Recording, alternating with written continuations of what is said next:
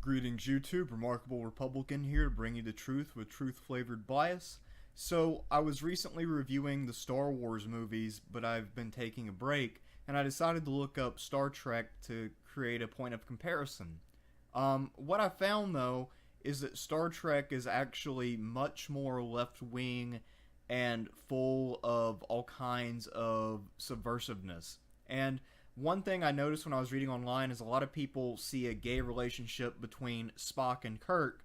But what I'm going to argue is that the gay relationship is actually between McCoy and Spock, and that Kirk is 0% gay, and any of his supposed gayness is just sort of like a bromance that he has with Spock. It's not some sort of homosexuality. So without any further ado, let's dig in. First off, Gene Roddenberry was a notorious leftist who was an open atheist in the 1960s, and he was someone who really liked to push the envelope and be subversive. He tried to have female captains and first officers, so he was someone who was always trying to poke the public, and it would not surprise anyone if some of his main characters were not so secretly gay. And I think it would be perfectly in keeping with a Roddenberry storyline if he feigted Kirk and Spock and it's really McCoy and Spock. While I'll mostly be focusing on evidence from the first three Star Trek feature films, there also is some evidence from the original series. In the original pilot, Spock and Captain Pike seem to have more than a casual relationship. It seems pederastic at times. And Spock acts giddy like a little girl, which is very uncharacteristic of Spock. You see him in that picture, he has an extremely gay smile going on, which is very unusual for Spock. It might have just been because of his youth, but it most likely was because they are a couple and they're out on a little expedition before things went awry. And later on, of course, there's a famous episode where Spock hijacks the Enterprise to return Captain Pike to a place where he can live in comfort and be happy. So I think that that goes beyond a normal friendship or the respect that somebody pays to a mentor. There was clearly an implication of homosexuality at work. In a later episode, Spock returned to Vulcan to get married, and things did not go according to plan. His bride-to-be rejected him in favor of Kirk as a ruse, and Spock, rather than fighting it and sticking up for tradition, just let it be, and it seems like he was content to not be married and to go back on the ship with Kirk and McCoy. Now, while it did create a little bit of sexual tension with Kirk in that by making them fight for the bride, it did actually seem like McCoy was the real power player there, since he made sure that Kirk would lose the fight without getting hurt. So it looked like McCoy may already have had Spock on lockdown, and he didn't want someone else to suffer unnecessarily for his man. Whereas there's a good possibility that Spock himself never had any intention of allowing the ceremony to go through. I think if you read between the lines, that is what is going on in that episode. But the real fun begins when we get into the movies, where Gene Roddenberry had a lot more creative control, especially for the ones when he was still alive. And he really lets this gay relationship between Spock and McCoy come to maturity. Don't believe me? Here's the evidence. I don't want to get into the plot of Star Trek the Motion Picture because there's not really much of a plot, but basically one of the things that has to happen in the movie is you have to reassemble the crew, but many of them have gone their own separate ways, and both Spock and McCoy are no longer a part of Starfleet until Captain Kirk, more or less, on his own authority, brings them back, or I should say Admiral Kirk. So where were they? Spock supposedly went back to his home planet of Vulcan to undergo some religious rituals and cleanse himself of emotions. Now that seems really weird, and there's no real explanation given for what those emotions are. However, if we look at what happens later, and we also remember what happened, it could just be that Spock is trying to rid himself of his homosexuality. Now, in pretty much every religion, homosexuality is a sin, so Spock most likely feels guilty about it, and he probably broke up with McCoy and went to Vulcan to try to get over him. And when we first meet Spock, that's what he's trying to do. And it looks like Bones, or McCoy, was doing a similar thing, except that his sort of path to enlightenment was through alcohol. So he was just going on a booze cruise around the galaxy and doing, fuck only knows what. Anyway, you see here he's wearing a gay medallion. And he's dressed like a hippie, so he's kind of doing a sort of hipster gay thing in this scene. And but it's similar to what happened with Spock, and he's also distraught about something that is unclear, but it could be a breakup. And I think that if we see both of them going through a similar thing, they're brought back together. They both ultimately fall in line. McCoy seemed very, very pleased to see Spock, more pleased than you would normally be to see a friend. So I think that the evidence in the motion picture is pretty strong. And I don't think the actors are actually aware of it, and that's why it wasn't better acted out in the motion picture. I think what happened is Roddenberry wrote it in the script, and he sort of snuck it past McCoy and, Leonard Nimoy and the guy who plays McCoy. In The Wrath of Khan, the level of homosexuality goes up by a factor of about 10. Because not only do we have the burgeoning relationship between Spock and McCoy, with some random hints thrown in to confuse people about Kirk and Spock, which we'll get into, the basic plot revolves around someone having an undying, unrequited gay love for Captain Kirk.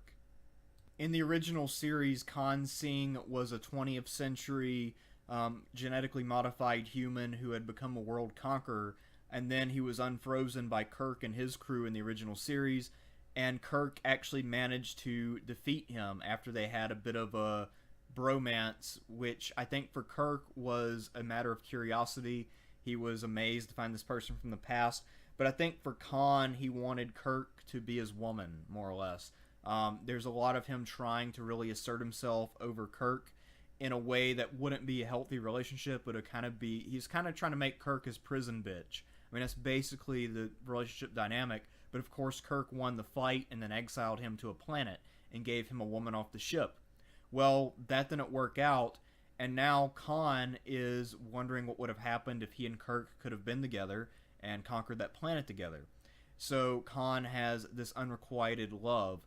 And it's weird, too, because Khan is terrified to face Kirk in person, the same way you would be nervous around someone who you're in love with and you've been spurned by, and you don't want to see them, especially if you've aged and you've been out in the desert like Khan has. So it's very much well acted by the actor who plays Khan. He's a much better actor than the guy who does McCoy, Forrest Kelly or whatever the fuck his name is. And for those of you gay people out there who wanted Kirk to be gay, I'm sorry, but that's just not the way it is. In The Wrath of Khan, he has two love interests. One is Lieutenant Saavik, the Vulcan played by Kirstie Alley. And there was some sexual tension between Kirk and Saavik, at least in the early part of the film. That storyline got dropped because it turns out Kirk had someone else in the film. He also had a former flame, Dr. Carol Marcus, who in typical Kirk fashion is a blonde and a scientist. Kirk is basically the James Bond of space. He always ends up going for blondes, even if he starts out dating a brunette or a woman who's green or whatever. So that's just a pattern here. And it's very clear that Kirk is into women, even if he has bromances, those aren't romances with men. And significantly, unlike Spock and McCoy, the one thing that Kirk does that distinguishes him as at least a bisexual, but almost certainly a heterosexual, is that he sired a son. Now granted, his son is a goofy loser who looks like Fred from Scooby-Doo, but he did come from Kirk's ballsack, which proves that Kirk does actually have sex with women, and he doesn't just take them out to drink or for coffee or whatever. So there is a pretty good amount of evidence that Kirk is laying pipe, and if he's laying that kind of pipe and he's having kids without his own knowledge, then chances are he is driven by a strong heterosexual sex drive. The contrast between Kirk and Khan is supposed to be a strong one. Basically, Kirk is an upstanding heterosexual who does right by his friends and does good in the universe, whereas Khan is a bitter and, no pun intended, butthurt, jilted lover who is seeking revenge against Kirk. So, if anything, the sort of symbolism of the Wrath of Khan is actually way less subversive than Roddenberry intended. Spock and McCoy are a gay couple, and that's immoral, but they're not bad people, and they don't do bad things. Now, Khan, on the other hand, is a very vengeful, wrathful, and stereotypical homosexual. And then Kirk, of course, is the guy who is tolerant of the flaws of his friends while also stopping the evil of someone and holding him to account for his own butthurt and toxic behavior.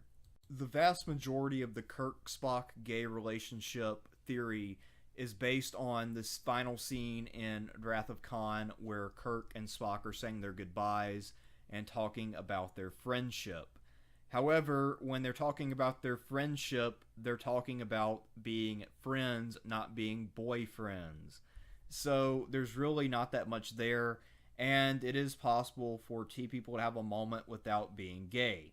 So there's not really anything happening. They also don't actually touch, which symbolizes the platonic nature of their friendship. When Vulcans touch you with their hands, that's kind of like when humans touch each other's private parts, because Vulcan hands are apparently very sensitive. So who was the last person Spock touched before he went off to his death? It was none other than Leonard McCoy, better known as Bones.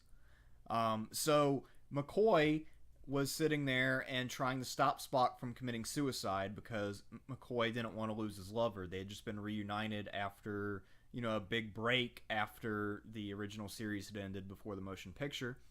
So they're trying to keep it together, and then Spock has to do a sacrifice, and he knows McCoy is too emotional and womanly to deal with that, so he puts him out, and then he has a mind meld.